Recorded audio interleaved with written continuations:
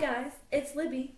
Welcome to my kitchen. You caught me in my cozy sweater about to make some pizzelle. I have my pizzelle maker right here from Cuisinart that I got 5 years ago. I have been making pizzelle with this for 5 years now.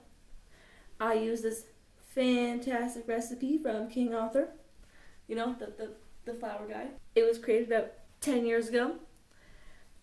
So, what do we need besides our lovely maker? Well, we need 3 eggs. I have already cracked them.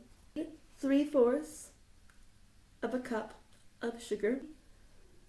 3/8 of salt. 1 teaspoon of vanilla.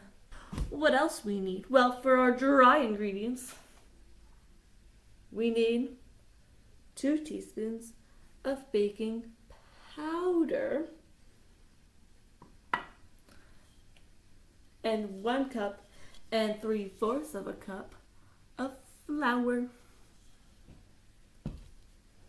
And those are your ingredients. No, wait, hold up, stop. You also need 1/2 cup of melted butter. Let's talk about butter for a second.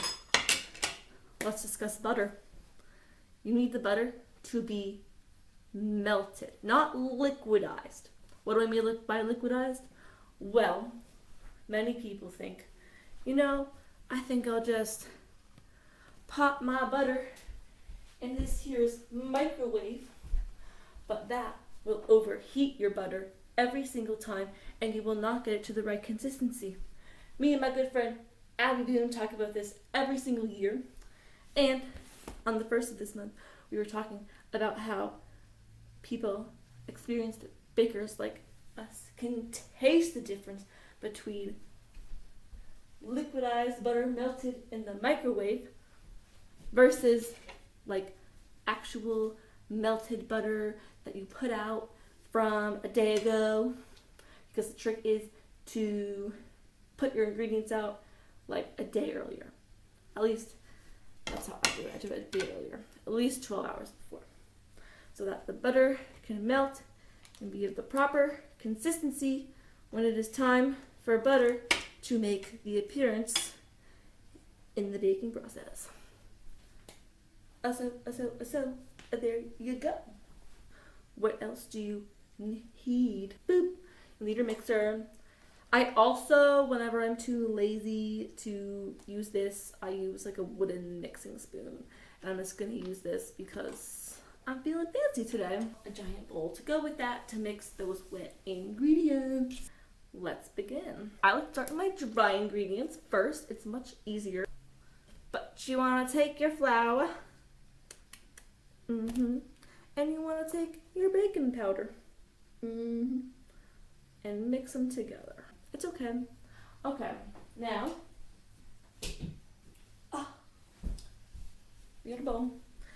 And we want to mix all the good stuff together. We want to mix the eggs, sugar, salt, and vanilla.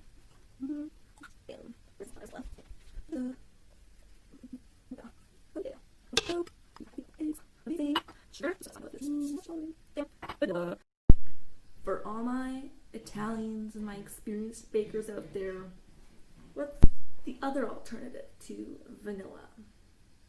It's like cousin type deal, half sibling. Anise, exactly, anise.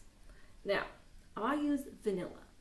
And why I use vanilla is because it's sweet.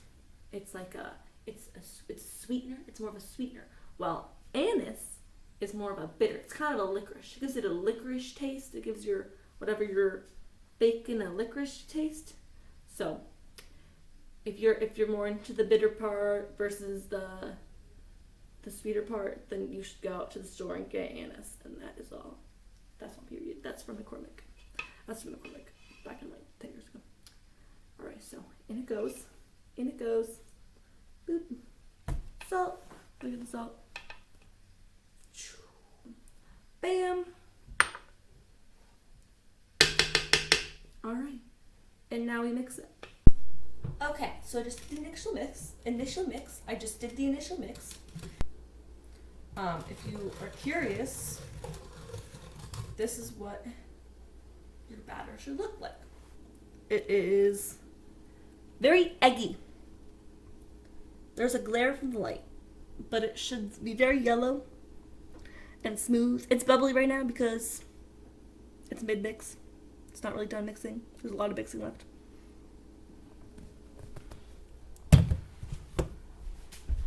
But that is like checkpoint kind of number 2, kind of number 1. All right. And now, guess who's making a comeback? The dry ingredients are making a comeback. Now, what we're gonna do with the dry ingredients here is, all right, so just add it and add it, add it. Okay. And now, here's what we look like now.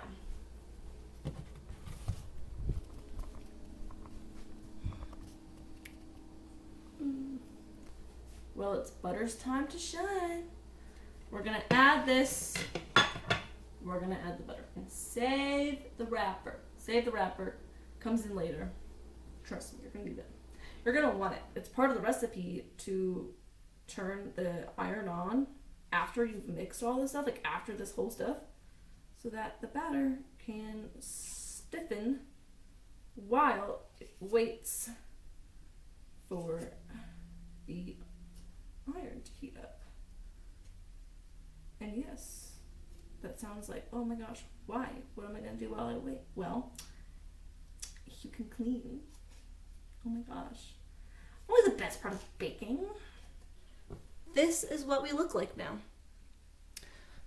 We are thick and smooth. You can see the butter both, it like really changed the consistency of our batter. And we're gonna sit here and she's gonna stiffen, and we're gonna go turn on our pizzelle maker, plug it in over there.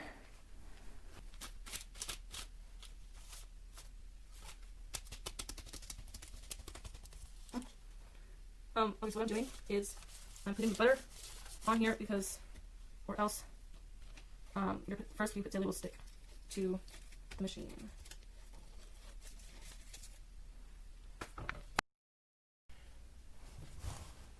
Hi. Let's take a closer look at the pizzelle maker, shall we? So,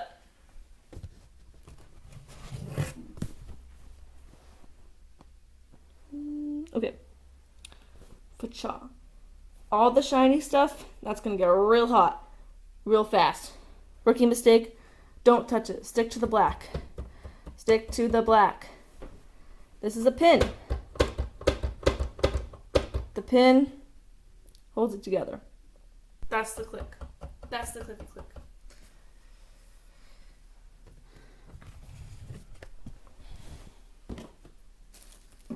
As you go on, it's gonna get a little tougher, possibly, to close the thing all the way because you might overload it.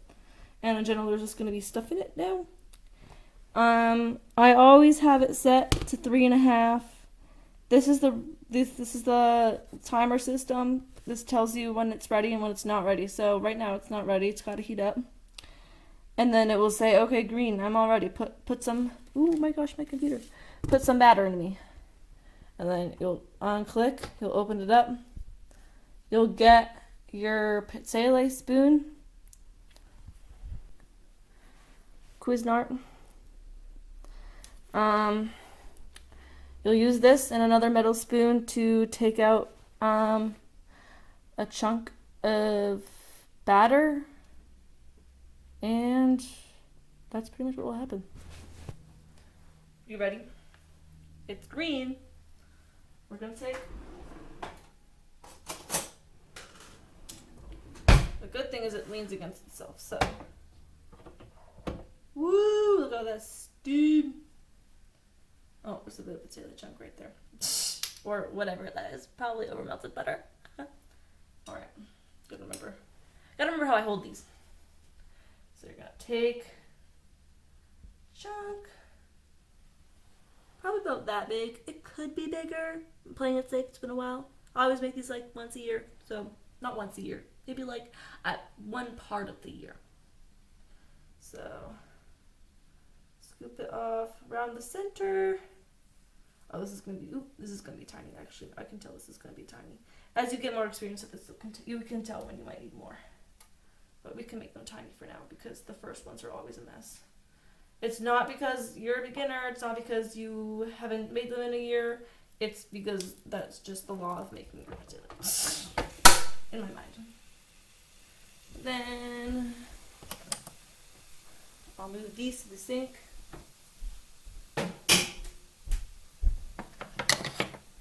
So that this can be here. So I can put these on it.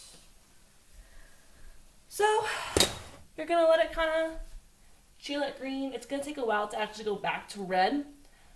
You can audibly hear like a tick, not a click, but a tick.